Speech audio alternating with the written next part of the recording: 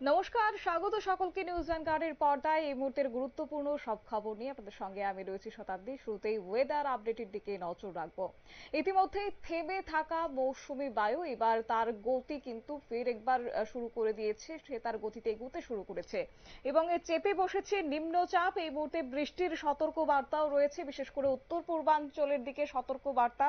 এবং সারাদিন কেমন থাকবে আজকে রাজ্যের আবহাওয়া, যেহেতু এই মুহূর্তে মেঘলা আকাশ কিন্তু রয়েছে। যাব বিস্তারিত এই প্রসঙ্গে, আমাদের সঙ্গে যুক্ত হয়ে গেছে প্রতিনিধি অঙ্কিতা বর্ধন। অঙ্কিতা, রাজধানী আগরতলা সহ বেশ কিছু জায়গায় লক্ষ্য করা যাচ্ছে মেঘলা আকাশ। আজকে কি বৃষ্টির সম্ভাবনা রয়েছে এবং যদি থাকে তাহলে কতটা বৃষ্টিপাত হতে পারে এবং কোন কোন জেলার ক্ষেত্রে সক্রিয় বার্তা, দুঃখিত, সতর্ক বার্তা রয়েছে? দেখো, তাপমাত্রা কিন্তু কমেছে। আর তাপমাত্রা কমার ফলে একটা স্বস্তি কিন্তু ঠিকই মিলেছে। তবে আজ যেহেতু মঙ্গলবারের সকাল থেকেই কিন্তু বৃষ্টি শুরু হয়ে গেছে। আর বৃষ্টি হয়েছে তাতে বাড়ি থেকে বেরোনো সকালে রীতিমতো দায় ছিল। কারণ আমরা দেখতে পাচ্ছিলাম যে শহর আগরতলা সহ রাজ্যের প্রায় সবকটি জেলায় কিন্তু আজ সকাল থেকেই বৃষ্টি হয়েছে এবং বেশ কয়েকটি জেলায় ভারী বৃষ্টিও হয়েছে। এর পেছনে যে কারণ থাকতে পারে তা হচ্ছে, একদিকে যেহেতু বর্ষার মৌসুম চলছে সে জায়গায় বৃষ্টি, অন্যদিকে মৌসুমী অক্ষরেখা কিন্তু ফের সক্রিয় হচ্ছে। আর সেই কারণেই এবার শুরু হয়ে গেছে বৃষ্টি। তবে 1 থেকে 2 দিনের মধ্যে বৃষ্টি আরো বেশি করে প্রবেশ করবে বলে আমরা জানতে পারছি। মূলত আগামী 24 থেকে 48 ঘন্টার মধ্যে উত্তর পূর্বের বেশ কয়েকটি জায়গায় কিন্তু এবার বৃষ্টিপাতের সম্ভাবনা থাকছে। বিশেষ করে অসমের ক্ষেত্রে এই মুহূর্তে সতর্ক বার্তা জারি করে দেওয়া হয়েছে, কারণ উত্তর পূর্বের এই রাজ্য অসমে, সেখানেও কিন্তু থাকছে বৃষ্টিপাত, কারণ ঘূর্ণাবর্ত রয়েছে। এই মুহূর্তের যে ঘূর্ণাবর্ত তা হচ্ছে পাঞ্জাব এবং অসম সংলগ্ন এলাকাতে, যার জেরেই এই মুহূর্তে অসমে যেহেতু তার ঘূর্ণাবর্ত রয়েছে, এর প্রভাব অবশ্যই রাজ্যে পড়বে এবং গোটা উত্তর পূর্বাঞ্চলে পড়বে। এছাড়া দক্ষিণ গুজরাট সংলগ্ন এলাকায় রয়েছে আরো একটি ঘূর্ণাবর্ত।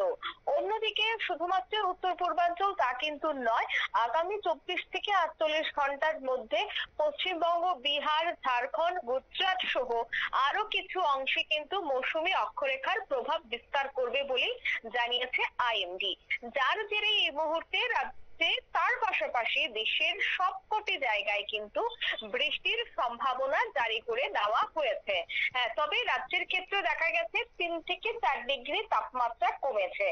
তাপমাত্রা কমার ফলে এই যে ভ্যাপসা গরম আমরা গত দুদিন দেখতে পেয়েছি, সে ভ্যাপসা গরম কিন্তু আজ সকাল থেকে দেখা যায়নি। তবে হ্যাঁ, আগামী 24 ঘন্টায় কোনো ধরনের সতর্ক বার্তা রয়েছে কিনা সে বিষয়টা তুমি জানতে চেয়েছিলে। দেখো, সতর্ক বার্তা কিন্তু দিয়ে দেওয়া হয়েছে বৃষ্টির জন্য, কারণ কমলা সতর্ক বার্তা রয়েছে হেভি রেইনফলের জন্য, বিশেষ করে পশ্চিম জেলা, গোমতী জেলা এবং সাউথ ডিস্ট্রিক্টের জন্য কিন্তু এই মুহূর্তে বৃষ্টির কমলা সতর্ক বার্তা জারি করে দেওয়া হয়েছে। অন্যদিকে হলুদ সতর্ক বার্তা জারি করা হয়েছে পশ্চিম জেলা, সিপাহী জেলা, গোমতী জেলা এবং সাউথ জেলা ছাড়া যে বাকি জেলাগুলি রয়েছে সেই জেলাগুলির জন্য কিন্তু বৃষ্টির হলুদ সতর্ক বার্তা জারি করে দেওয়া হয়েছে। থান্ডারস্টর্ম উইথ লাইটনিং, এছাড়া দেখা যাচ্ছে যে 40 থেকে 50 কিলোমিটার বেগে বাতাস বইতে পারে। এতদিন যাবত আমরা দেখেছি যে 30 থেকে 40 কিলোমিটার বেগে, কিন্তু এবার 40 থেকে 50 কিলোমিটার বেগে কিন্তু গোটা রাজ্য জুড়েই বাতাস বইবে। তাপমাত্রার কথা যদি বলতে হয়, তাপমাত্রা সর্বোচ্চ থাকছে 33 ডিগ্রি সেলসিয়াস আর সর্বনিম্ন 30 ডিগ্রি সেলসিয়াস। অর্থাৎ বুঝতেই পারছো তাপমাত্রা কতটা নেমে গেছে। গতকাল পর্যন্ত যে জায়গায় তাপমাত্রা 35 ডিগ্রির উপর ছিল, সেই জায়গায় কিন্তু আজ 33 ডিগ্রিতে নেমে এসেছে তাপমাত্রা। অর্থাৎ 4 থেকে 5 ডিগ্রি তাপমাত্রা কিন্তু গতকালের তুলনায় আজ কমে গেছে। অন্যদিকে সর্বনিম্ন তাপমাত্রার দিকেও কিন্তু আমরা দেখতে পাচ্ছি অনেকটাই কমে যাওয়া। এর পেছনে যেহেতু একটা ভৌগোলিক কারণ রয়েছে, ঘূর্ণাবর্ত রয়েছে, নিম্নচাপ শক্তি বাড়াবে, বৃষ্টি হবে, সেটা তো একটা ভৌগোলিক কারণ রয়েছেই।